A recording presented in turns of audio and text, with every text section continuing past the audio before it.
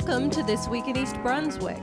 This week, a carnival culminated the summer-long Where's Waldo Reading Club sponsored by the library's Youth Services Department.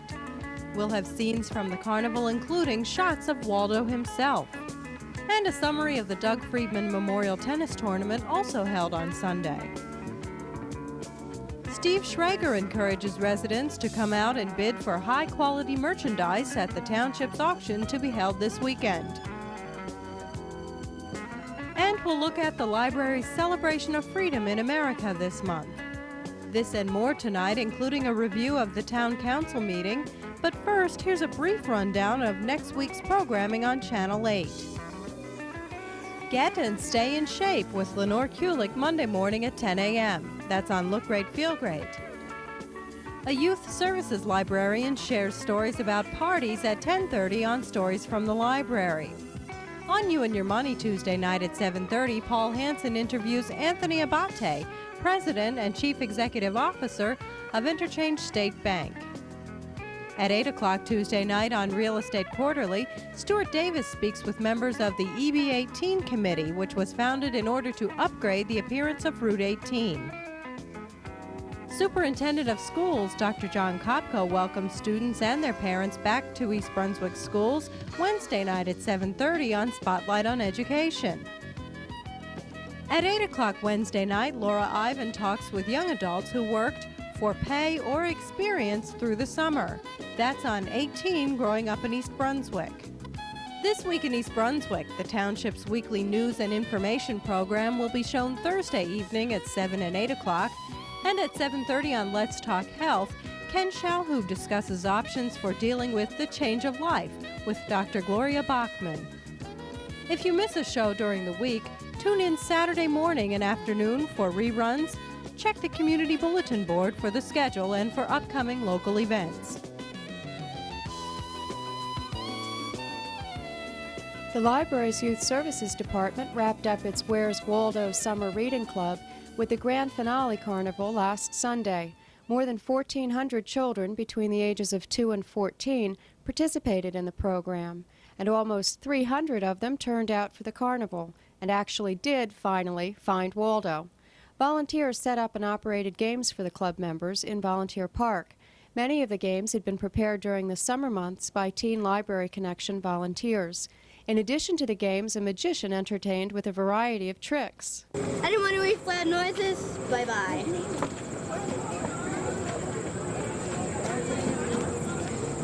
Now it looks like it's going through the balloon, but actually there's a whole chamber of mirrors surrounding this area just to make it look like it's going through, when it's actually not. And some people say we use trick balloons. Well, there's no such thing as trick balloons.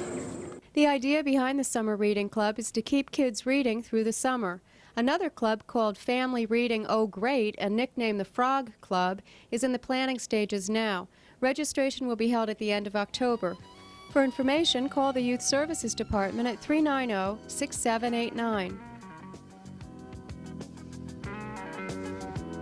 The beginning of September is always a popular time for tennis, and Lee Gerhardt from the Township Recreation Department was on the courts recently at Bicentennial Park to talk about the annual Doug Friedman Tennis Tournament.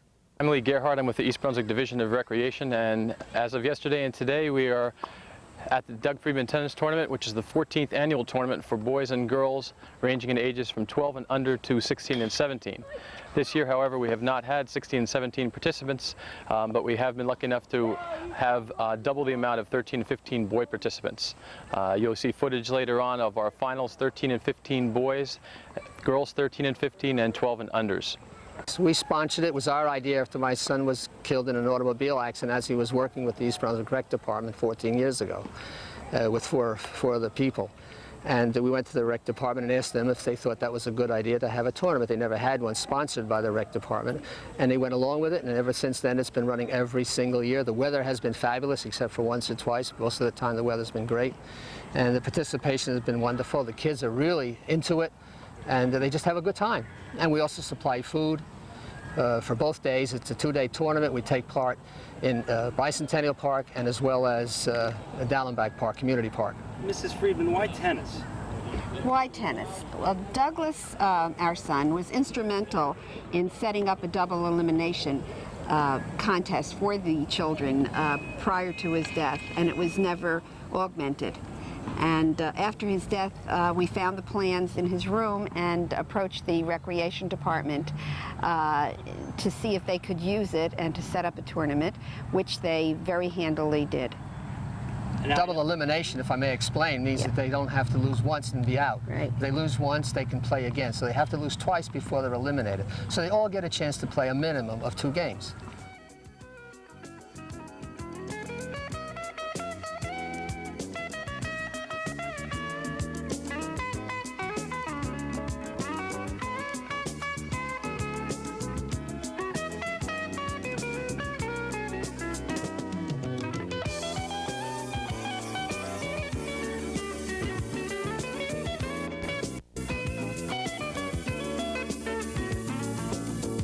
For information about next year's tournament, contact Lee Gerhardt at the Division of Recreation at 390-6804. Coming up in mid-September, the township will be holding a public auction. Auctioneer Steve Schrager told Channel 8 what the public can expect. Well, on Saturday, September 14th, the East Brunswick Township has hired my firm, S.R. Schrager Incorporated, auctioneers and appraisers, to do an auction of the various confiscations and surplus the township has come into ownership over the past year. Various confiscations are going to range anywhere from some new stereo equipment, like Kenwood's stereo system with a CD player in it, to new bicycles. There's also landscape equipment, which the township has used, but would be very good for the use of people in the landscape business. It's a public auction. For those people who haven't come to a public auction, they don't have to worry about scratching their nose or nodding their head and wind up walking away with the farm. It doesn't happen, okay? Basically, people are going to have, everybody who comes in is going to be registered. And whoever is registered has to hold up a card, and they have to hold it high so the auctioneer can see the number and know that you're actually bidding, all right? If you wind up holding up your number, you are actually, in essence, creating a legal contract that you're willing to buy that item for that price. When you do hold up your card, the clerk will take down your number, and if you are the winning bidder, you will wind up owning that based on your number and your card, and it'll be recorded, and you'll get an invoice at the end of the day. What are some of the forms of payment that people can use? Is it cash only? Cash or certified check. Certified check. Yes. What kinds of bargains can people expect here? Are there some really good things that people can get? Well, there's some new bicycles. There's about 60 used bicycles, so there's a lot of things. The bicycle's great for kids to have. There's a lot of electronics equipment. There's some new items like can openers. The stereo system, it's brand new in the box. There's also some used items like a VCR, some typewriters, but people, when they do buy these things, they have to rely on their own inspections. Everything is as is. We've done everything we can to make an accurate description of what's working and what's not, but really it's impossible for us to go through everything and look at everything and see whether it's working or not. So what we do is we have from 8 to 9, we have our inspection hour. You come about 8 o'clock or anywhere between the 8 and 9, and you make an educated value guess on what you want to spend on the item, whether it be working or not, and you judge the condition of the equipment and judge whether it's going to be working or not, and what might be to repair it or whatever. Right? Some of the stuff is brand new in the box, and for obvious reasons you're going to want to make a higher value judgment for those items than you would for the items that look like they've been thrown across the floor a couple of times. But it's very important that during that inspection hour, you take your item that you are interested in bidding on, or items, and say, this one is worth, to me, $10 as is, whether it's working or not. And I am only going to spend $10. I'm not going to spend more than $10, and stick with it during the auction. It's very important because some people get carried away when they're bidding, and they wind up getting into auction fever, and they wind up going over really what it's worth in their mind. And then they say the auctioneer ripped them off, but no. We did our job in terms of getting the crowd excited and making sure that the sale went right for the township. The date is Saturday, September 14th, here at the Public Works Garage. And if you have any questions whatsoever regarding how to run the auction, how to work in the auction, how to buy things, or if you want a detailed list of the items, I'll be glad to mail something to you. Please call 908-613-1350, and we'll send you a little bit of brochure telling you what's up for sale. Hello, my name is Jeffrey Wexler. I'm the Assistant Director for Curatorial Affairs at the Jane Voorhees Zimmerli Art Museum at Rutgers University in New Brunswick. This Sunday, September the 15th, we'll be opening an exhibition, American Paintings from the Montclair Art Museum, which is a very interesting collaboration between two major New Jersey museums, the Rutgers Museum and the one at Montclair. Montclair Art Museum was established in 1914, and by the early 50s, it was basically decided that they would have a very large collection of American art as being one of their major focuses. By the early 1980s, they had decided that American art would be their only focus in terms of collections and exhibitions. What we've done for this exhibition is make a selection of a number of works, about 20 paintings, which are not that well known from the collection of Montclair. But since the Rutgers Museum tends to emphasize artists and exhibitions and styles which deal with lesser-known aspects very often of world art history or American art history, and Montclair does focus on American art, we thought this would be an interesting way to put the two focuses of the museum together into a useful exhibition. Not only do we show works that the Montclair Art Museum might not show on a regular basis among their permanent collection, but we've used it here at Rutgers to become an educational tool as well. The exhibition has been researched by 7 graduate students at Rutgers University in its Museum Studies program, which is headed by Hildreth York. So the brochure and the didactic panels, which are in the exhibition, have been produced and researched by these students. So combining the usual display of American art by the Montclair Art Museum with the interest of educational graduate level programming at the museum at Rutgers, we find this to be a very useful and important exhibition. The exhibition has been divided into 7 stylistic categories, categories of American art which very often are not that well known to the general public. One we have is portraits of 19th century anonymous child sitters, even by anonymous portraitures. The artists themselves are not known. But even with all this lack of information, you can learn a great deal about the society of the time through these pictures. For example, this painting of a little girl is probably a memorial portrait. Because of the unfortunately high death rate among children in the 19th century, many people prefer to have a posthumous portrait of children done after they died, and this picture is probably one of them. A much more optimistic type of portrait is this one of a very young boy, however, who seems to be rather well-to-do and quite sure of himself. This type of picture was usually made perhaps to predict in a way the boy's taking over of his father's business or going into the same trade. Here perhaps with his holding of a compass and a globe behind him, somebody educated, a geometer, a geographer, or a person surveying or in other trades dealing with geography. This third portrait has a very precise quality to it, which probably is trying to imitate photography, which of course was becoming a competition in terms of portraiture during the 19th century, in the late 19th century in the United States. One interesting aspect of this picture is that this is a painting not of a girl but of a boy. It was not uncommon to have boys wearing these dress-like costumes in the 19th century. The way we can really judge that it is a boy, however, is by the toys that he is using, in this case in particular the horse, which would be something not used very often by a girl in those times.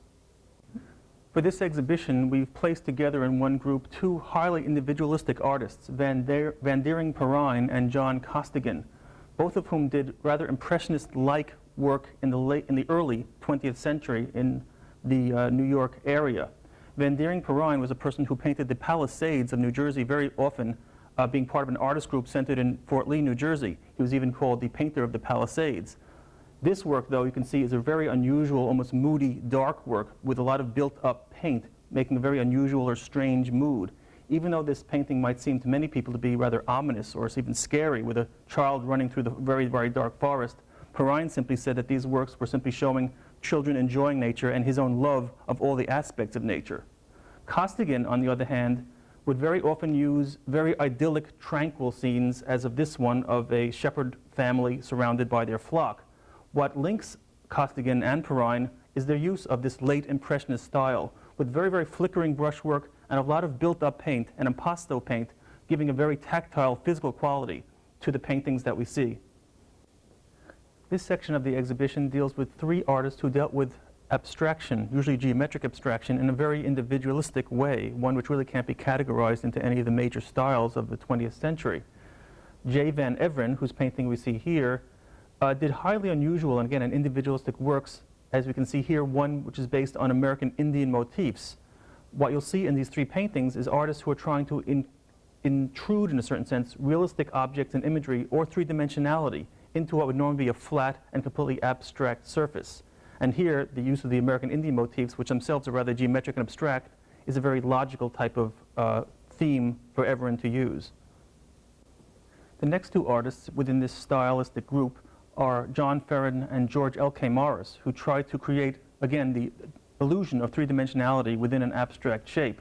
Here with John Ferren, by using very small but gradated strokes and lines, tries to make shapes which seem to bulge out from the canvas towards the viewer. On the other hand, George L.K. Morris creates this work called Labyrinth, in which a large number of overlapping triangular forms in different dislocated colors give you a feeling of descending deep into a maze or a labyrinth, going into a deep space into the picture. As I mentioned earlier, this exhibition will be starting Sunday, September 15th. It will continue to November 17th of this year. The hours of this Jane Voorhees Zimmerli Art Museum are weekdays 10 to 4:30, closed on Wednesdays, and Saturday and Sunday from 12 to 5. The museum is located on George and Hamilton Streets in New Brunswick.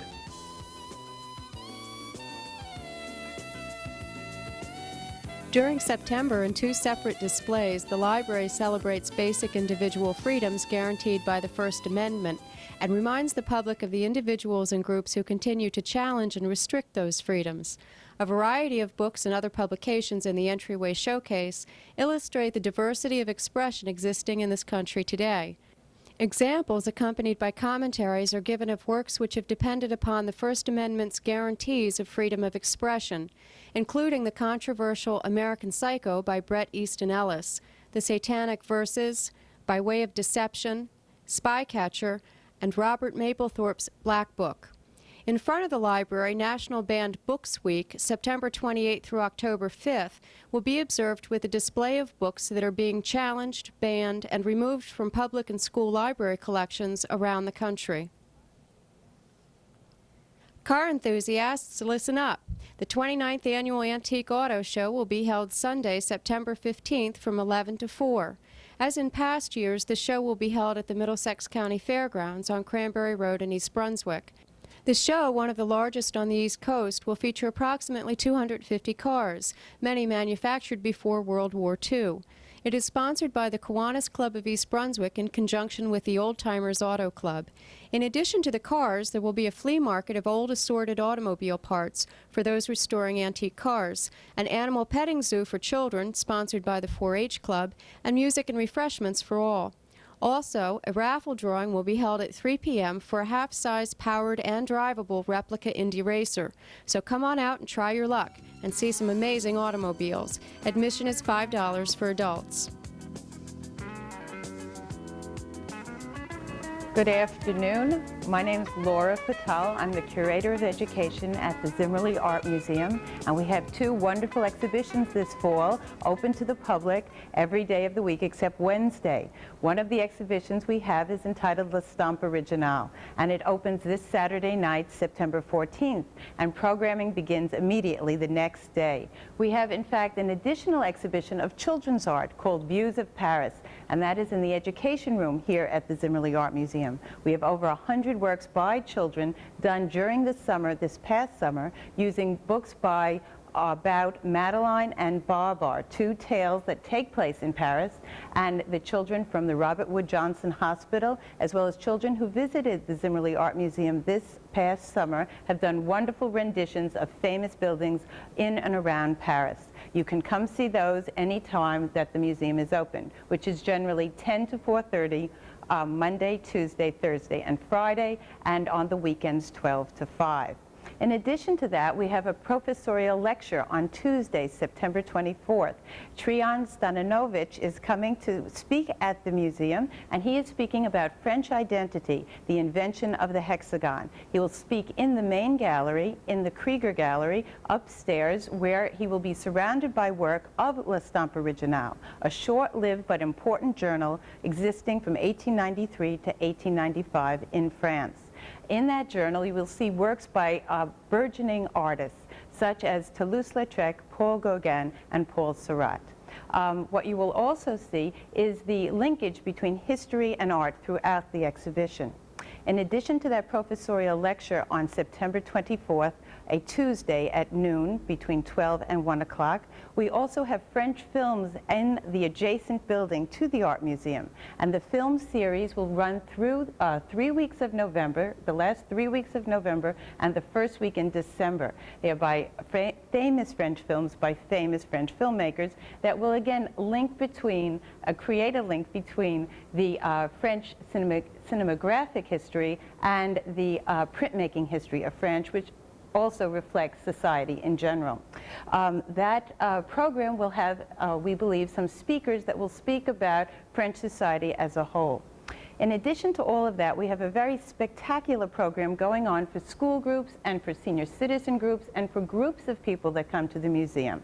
That is sponsored by the Printmaking Council of New Jersey, working with the Zimmerli Art Museum. 3 days a week, Tuesday, Thursday, and Friday, in the education room, surrounded by children's art, children and adults will be able to make a lithograph themselves. They will be able to create, with a printing press, on a stone, with a grease crayon, a lithograph, a process of art, a process of printmaking that is not usually done in the public school curricula. So we hope many people will take advantage of that. We must limit that to groups in that this is a special program, but it is open during the hours of the museum from 10 to 4:30. So we do hope that you will be able to hook up with your favorite group and come to the museum to be part of that printmaking experience. The one other addition we have created for L'Estampe Originale, the emphasis on French graphics, is that here at the Zimmerli we always have a French graphic collection, and that is in the Holstrom Gallery, again a portion of this museum. And in the Holstrom Gallery we have created a treasure hunt, both in English and in French, for social studies students as well as for French language students, both from early or late elementary, early junior high, mid-senior high, or in fact college-age students that are learning French. And they can come and use either the French or the English edition of this treasure hunt and look at the graphics and answer the questions in this treasure hunt. We recommend that people do this with the aid of a docent or a volunteer guide that's available here at the museum. These people are available upon request by calling the education office here at the Zimmerli Art Museum. The number is 908-932-7237.